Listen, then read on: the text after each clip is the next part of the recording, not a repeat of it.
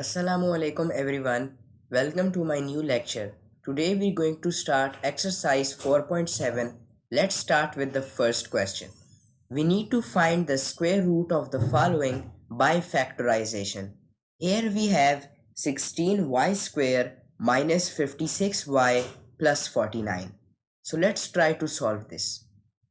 I'll just write the expression here 16y square minus 56y plus 49. If you take a glance at this expression, you will notice that this is the quadratic expression. So we need to find the factors multiplying 16 with 49. We need to find the factors of negative 56.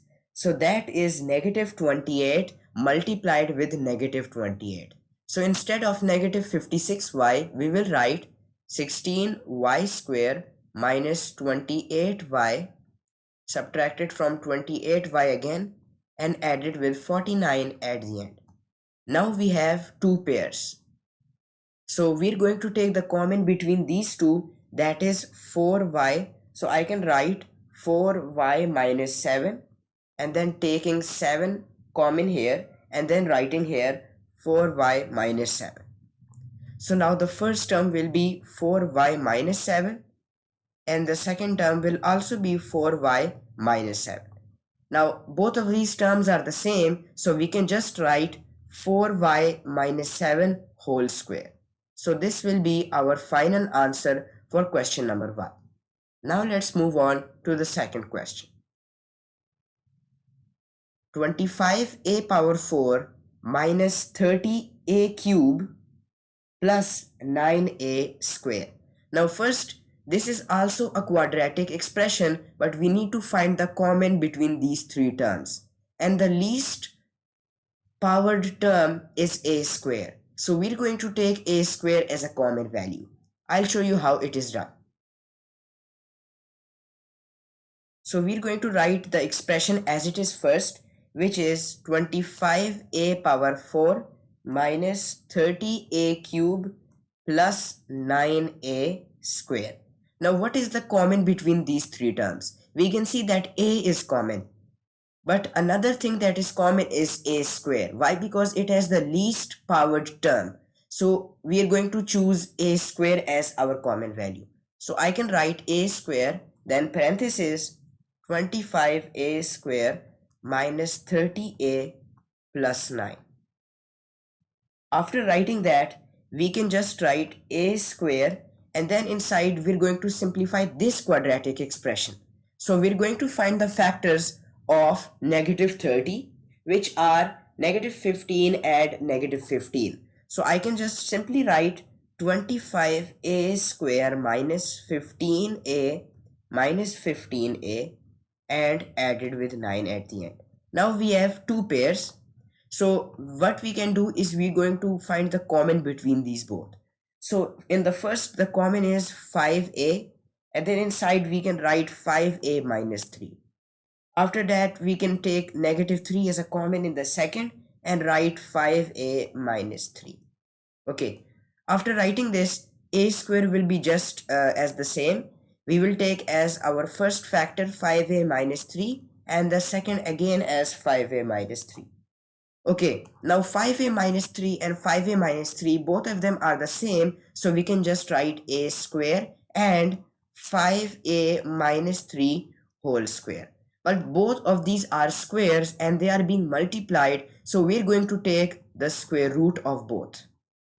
After taking the square root, the squares will get cancelled to the root and that leaves us with a bracket 5a minus 3. So this will be our final answer for question number 2. Now let's move on to question number 3. Here we have x square minus 1 over x square whole square plus 4 bracket x square minus 1 over x square plus 4. And they also told us that the value of x is not equal to 0. So looking at the expression, we can see that x square minus 1 over x square is being used in both of the sides. So we can take it as a common value, but we will just give it a name. we'll just call it A, or you can even call it Z. So let's write the expression first.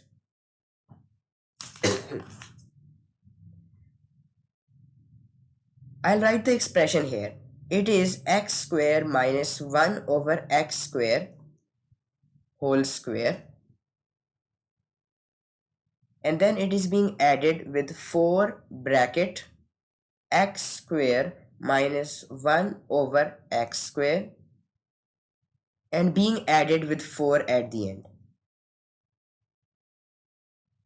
Okay, so here we're going to let x square minus 1 over x square be A. So now we can just write A square plus 4A plus 4. Here we have a quadratic expression. So we're going to simplify this quadratic expression. The coefficient of A square is 1. So multiplying 1 with 4 results in only 4. Okay, so we're going to use the factors 2 and 2. So we can just write A square plus 2A plus 2A added with 4 in the end. Now we have two pairs. After achieving these two pairs, we can just write A bracket A plus 2 and then 2 bracket A plus 2 again. After writing that, the first term is A plus 2 and the second term is also A plus 2. So we can just combine these both and say A plus 2 whole square. But after saying A plus 2 whole square, we need to remove this square. So we will use the square root and it will be cancelled. So now we only have A plus 2. But are we done with this expression? No, we need to place back the value of A. So if you remember, the value of A was x square minus 1 over x square. So that means we can write A plus 2 as x square minus 1 over x square. This is the value of A added with 2. So this will be our final answer for question number 3. Now I'll directly move on to question number 5. I want you guys to solve question number 4 by yourself because question number 3 is exactly as the same as question number 4. Okay, in question number 5, we have A plus 2, A plus 4, A plus 6 and A plus 8. These are pairs of terms and they are being added with 16. So how can we tackle this expression? So in order to solve this expression, it's quite easy. Let's write the expression as it is first. A plus 2, A plus 4, A plus 6 and A plus 8. These all are being added with 16. Okay, so firstly, A plus 2, it will be multiplied with the last term which is A plus 8. Why? Because 2 and 8 produce 10, and if we add 6 and 4, they also produce 10. So we need to find those terms which by both when they add each other, they produce the same value. So this first term being multiplied with the second, their numerals add up and they produce 10. And for these two terms, their numerals add up and they also produce 10. So we're going to multiply the first with the last and the second with the third term. So let's just format them. So I'll write A plus 2 and I'll write A plus 8 close to it. Then A plus 4 and A plus 6 close together. And then we're going to add 16 at the end. After doing that, we need to multiply them. So A bracket A plus 2 and then we're going to write plus 8 bracket A plus 2. After writing that, now we will multiply both of these terms too. But do not confuse you guys, I will use the bracket. So we're going to place this bracket so we can differentiate between the first and the second multiplying terms. So now I will just write the bracket. Now I can write A bracket A plus 4 and plus 6 bracket A plus 4 again. After that, I'll just place the bracket again and write 16 outside of these brackets. Now let's simplify these much further. When A and A are multiplied, that produces A square. So I can write A square plus 2A plus 8a plus 16. This is my first multiplied terms. In the second, what do we have? We can just write a square plus 4a plus 6a plus 24. After that, we already know that 16 will be placed outside, so let's just leave it there. Now, we have 2a and 8a, so both of these add up with each other and they produce 10a. So I can write a square plus 10a plus 16, and now I'll remove these square brackets and use parentheses. After that, 4a and 6a, they also combine together to produce a square plus 10a plus 2.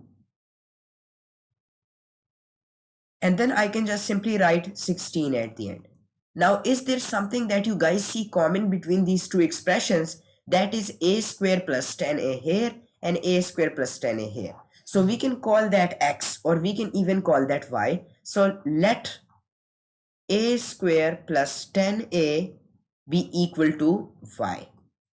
After doing that, we will just write, instead of this whole expression, we can write y plus 16, and then we can just write again y plus 24, and in the end we can write added with 16.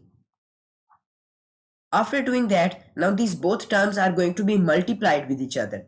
That means y bracket y plus 16 and 24 will be multiplied with y plus 16. And in the end, 16 will just remain as the same. Okay, now we will have y square plus 16y plus 24y, and when 16 is being multiplied with 24, that results in 384, and we get 16 again in the end. Okay, now 16y and 24y will be added with each other, and so is 384 with 16. It is not actually a quadratic expression. We are going to simplify it into a plus b whole square form. So y square, it is just y square, but 40y we're going to expand it. In order to expand 40y, we need to expand 400. So 400 is also 20 whole square. So now this is the value of a and this is the value of b. So if we multiply 2 with a and b, what does that produce? So we can write 2 bracket y, and then we can write 20 here. So this is the expanded form of y square plus 40y plus 400. Y square plus 2y multiplied with 20 added with 20 whole square. So we can just now write this as y plus 20 whole square. Now we aren't done yet. We need to remove the square. So we are going to use the square root. Now we have y plus 20, and in the end we are going to place back the value of y, which was a square plus 10a. So final answer will be a square plus 10a plus 20. This is our final answer for question number 5. By using square root division method, we have x power 4 plus 8x power 3 plus 20x square plus 16x plus 4. So we will just place that in the place of the dividend.